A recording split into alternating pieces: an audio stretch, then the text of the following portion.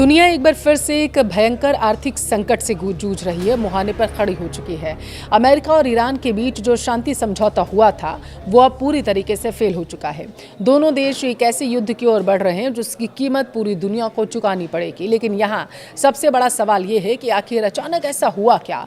फरवरी में तो अमेरिका और ईरान का शासन उखाड़ फेंकना चाहता था, फिर उसे मजबूरन शांति समझौते पर साइन क्यों करना पड़ा, और अब जब समझौता हो चुका था तो ईरान खुद आगे बढ़कर युद्ध को अपना आखिरी हथियार क्यों मानने लगा।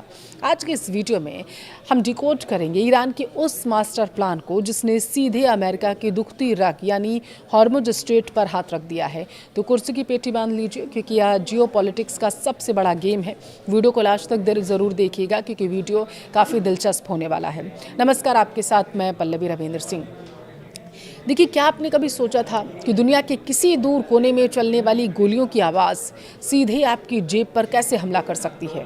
सोचिए, आप कल सुबह उठे और पता चले कि पेट्रोल की कीमतें रातों रात आसमान छूने लगी हैं, शेयर बाजार औंधे मुँह गिर चुका है और महंगाई ने आपकी रसोई को भी पूरी तरीके से बिगाड़ कर रख दिया। ये कोई डरावना सपना नहीं है, बल्कि उस आर्थिक महायुद्ध की आहट है जो अमेरिका और ईरान के बीच छिड़ने जा रही है। शांति समझौता पूरी तरीके से कूड़ेदान में जा चुका है, लेकिन इस बार ईरान बंदूकों से नहीं बल्कि ग्लोबल इकोनॉमी को बांधकर अमेरिका को हराना चाहता है। आखिर कैसे ईरान ने हॉर्मुज स्ट्रेट नाम की एक ऐसी दुखती रग को दबा दिया जिसने अमेरिका के साथ साथ पूरी ही दुनिया की सांस से अटका कर रख दी। ये जानने के लिए आपको बहुत ज़रूरी है कि आप पूरी कहानी को समझिए।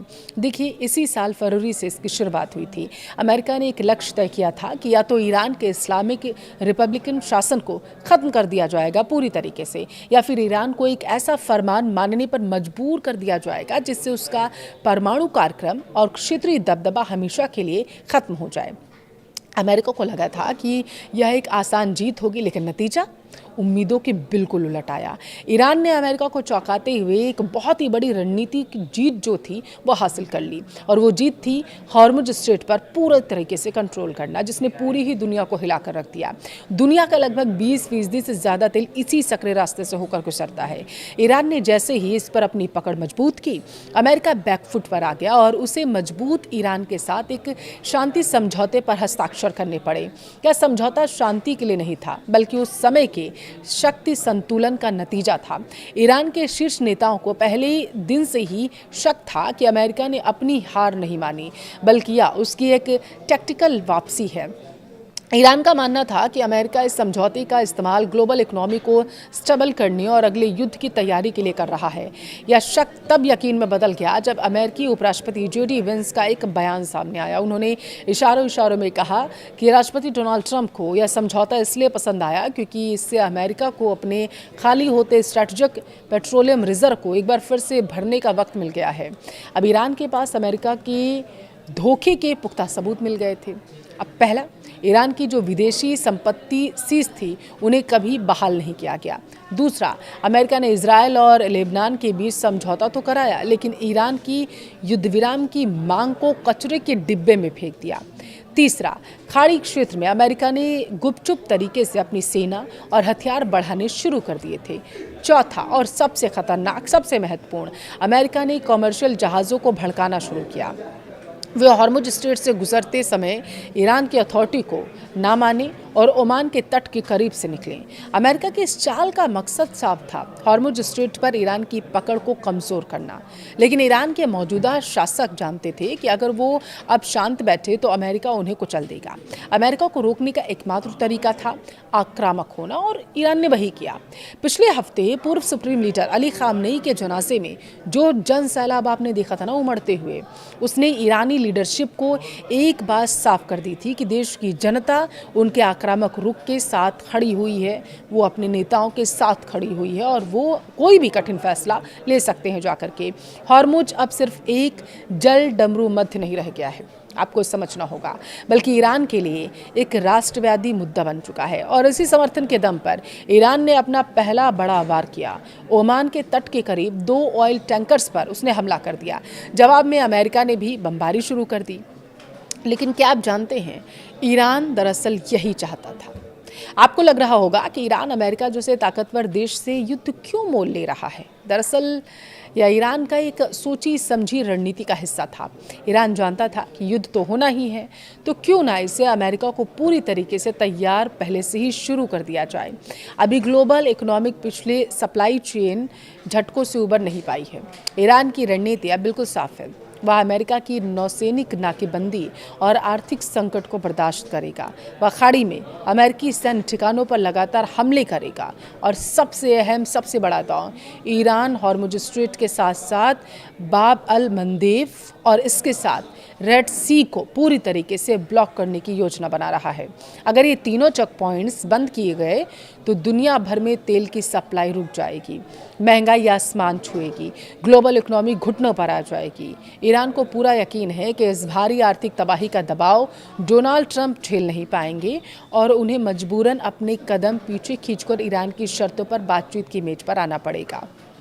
और ईरान इसलिए भी आश्वस्त है क्योंकि अमेरिका खुद को सभी देशों का प्रतिनिधित्व करने का दावा करता है। वो कहता है मैं ही सुप्रीम लीडर हूँ, ये अमेरिका दावा करता है सभी देशों का।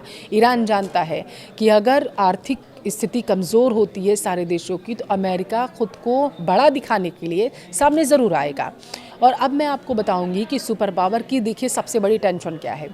अगर मैं आपसे कहूं कि दुनिया की सबसे बड़ी सैन्य महाशक्ति अमेरिका एक ऐसे युद्ध में फंस चुका है जहां उसके अपने ही हथियार खत्म होने की कगार पर आ चुके हैं, तो शायद आप यकीन ना करें कि इतना बड़ा देश इतने दावे करता है और ये हालात हैं। देखिए रिपोर्ट्स तो यही कह रही हैं, लेकिन ईरान के साथ चल रही भयानक जंग के बीच वाशिंगटन से एक ऐसा खुलासा हुआ जिसने पूरी दुनिया को चौंका दिया।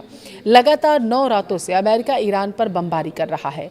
व्हाइट हाउस से राष्ट्रपति डोनाल्ड ट्रंप हुंकार भर रहे हैं कि ईरान की सैन्य ताकत खत्म हो चुकी है, लेकिन पर्दे के पीछे की कहानी कुछ और ही है। वॉशिंगटन पोस्ट की एक लीक रिपोर्ट और एक शीर्ष अमेरिकी अधिकारी ने चेतावनी दी है कि अमेरिका के पास एक लंबी जंग लड़ने के लिए पर्याप्त एयर डिफेंस और लंबी दूरी की मिसाइलें बची ही नहीं हैं। आज की वीडियो में आपको समझना होगा कि आखिर क्यों अमेरिका का मिसाइल भंडार खाली होने की कगार पर है, मध्य पूर्व में ट्रंप प्रशासन की नई सैन्य रणनीति क्या है और ईरान कैसे इसका फ़ायदा उठा रहा है। इस पूरी कहानी की शुरुआत हुई थी जॉर्डन से, अगर आपको याद हो। जॉर्डन में स्थित अमेरिकी एयरबेस मुवाफ़क़ सल्ती पर ईरान की तरफ से एक घातक मिसाइल और ड्रोन हमला किया गया था। इस हमले में 2 अमेरिकी सैनिक की जान चली गई थी और एक सैनिक लापता हो गया था। बाद में मलबे से मिले अवशेषों के बाद राष्ट्रपति ट्रंप ने खुद अंदेशा जताया कि मृतकों की संख्या 3 हो सकती है। अब इसके ठीक बाद उत्तरी इराक में एक और अमेरिकी सैनिक की मौत हो गई थी और ईरानी ड्रोन के विस्फोटक को डिफ्यूज़ करते समय हो जाती है। अमेरिका के लिए यह एक सीधी चुनौती थी। इसका बदला लेने के लिए अमेरिका ने ऑपरेशन रिटेलिएशन शुरू किया था और लगातार 9 रातों तक ईरान पर मिसाइल की बारिश की गई थी। बंदर महशर, बंदर इमाम, खोमैनी, तबरीज़, चाबहार और कोनार्क जैसे अहम ईरानी शहर जो थे, इनको डोनाल्ड ट्रंप ने निशाना बनाया था। इन पर हमले किए गए थे डोनाल्ड ट्रंप की तरफ से। अमेरिकी सेंट्रल कमांड का लक्ष्य साफ था, ईरान की तटीय radar system, missile base, drone फैक्ट्रियों को तबाह कर दिया जाए ताकि वो स्ट्रेट ऑफ हॉर्मुज में नागरिक और व्यापारिक जहाज़ों को निशाना न बना सकें। ऊपर से देखने में आपको लगता होगा कि अमेरिका इस युद्ध में हावी है, लेकिन वॉशिंगटन पोस्ट की रिपोर्ट ने अमेरिका की सबसे बड़ी कमजोरी उजागर कर दी। ट्रंप प्रशासन के एक वरिष्ठ अधिकारी ने ही साफ कर दिया है कि व्हाइट हाउस शायद ज़मीनी हकीकत और हथियारों की वास्तविक कमी से अनजान रहा है और यही वजह थी कि वो युद्ध में कूद गया। अमेरिका अगर इसी रफ्तार से हमला करता रहा तो लंबी लड़ाई के लिए उसके पास एयर डिफेंस और मिसाइलें नहीं बचेंगी या कोई हवाई बातें नहीं हैं। Centre for strategic and intelligence studies के एक आंकड़े ने इस बात की पुष्टि भी कर दी है। इस युद्ध में अमेरिका ने अपने सबसे एडवांस और महंगे हथियारों का अंधाधुंध इस्तेमाल किया था। शुरुआत में उसे लगा था कि मैं ईरान को झुका लूँगा। अब इसमें शामिल क्या थे आप देखिए, आपने नाम सुना होगा, टॉमहॉक क्रूज मिसाइलें, patriot air defence system, third interceptors के साथ ही आपको बता दें 6 मिसाइलें थीं, जैसम और PRSM। अब समस्या ये आ चुकी है कि इन मिसाइलों को रातों रात नहीं बनाया जा सकता। CSIS के विशेषज्ञों का मानना है कि जिस रफ्तार से अमेरिका ने इन हथियारों को खर्च कर दिया, अगर आज ही पूरी क्षमता से इनका प्रोडक्शन शुरू किया जाए तब भी युद्ध से पहले वाला भंडार वापस पाने में 2027 से लेकर के 2031 तक का समय लग सकता है। यानी इतना लंबा समय चाहिए और अभी चला है 2026। अब इसका सीधा मतलब है अमेरिका एक लॉन्ग टर्म वॉर के लिए बिल्कुल भी तैयार नहीं था। मिसाइलों की कमी, इस रिपोर्ट के बीच अमेरिका ने अपनी रणनीति में बदलाव करना भी देखिए शुरू कर दिया क्योंकि मिसाइलों की कमी आई। ट्रंप प्रशासन अब मिसाइलों की जगह फाइटर जेट्स पर निर्भर है। मध्य पूर्व में अमेरिकी सैन्य मौजूदगी को तेजी से बढ़ाया गया। जर्मनी के बेस से F-16 आपको याद हो फाइटर जेट्स और ब्रिटेन से दुनिया के सबसे एडवांस स्टील्थ फाइटर F-35 को खाड़ी क्षेत्र में डिप्लॉय किया गया। राष्ट्रपति ट्रंप पहले ही इस बात के संकेत दे चुके थे कि अमेरिका अब ईरान के क्रिटिकल इंफ्रास्ट्रक्चर जैसे कि अहम पुल, बिजली संयंत्र और अन्य ढांचों को निशाना बनाएगा। लेकिन सवाल ये है कि क्या लड़ाकू विमानों की ये तैनाती ईरान को डरा पाएगी, क्योंकि ईरान ने हार मानने के बजाय अपने हमले और तेज कर दिए हैं। अमेरिका के इतने भारी हमलों के बाद भी ईरान शांत नहीं हुआ है। उसने जवाबी कार्रवाई का दायरा पूरे खाड़ी क्षेत्र में फैला दिया। ताज़ा रिपोर्ट्स के मुताबिक ईरान ने कुवैत में मिसाइल और ड्रोन से हमला किया, जिसमें वहां के पावर स्टेशन और समुद्री पानी को मीठा बनाने वाले प्लांट को नुकसान पहुंचाया गया। हालात इतने तनावपूर्ण हो गए कि बहरीन में स्थित अमेरिकी दूतावास ने अपने नागरिकों के लिए हाई अलर्ट जारी कर दिया है। लेकिन सबसे बड़ा खतरा समुद्र में है। हॉर्मुज स्ट्रेट के पास एक व्यापारिक जहाज पर फिर से हमला हुआ।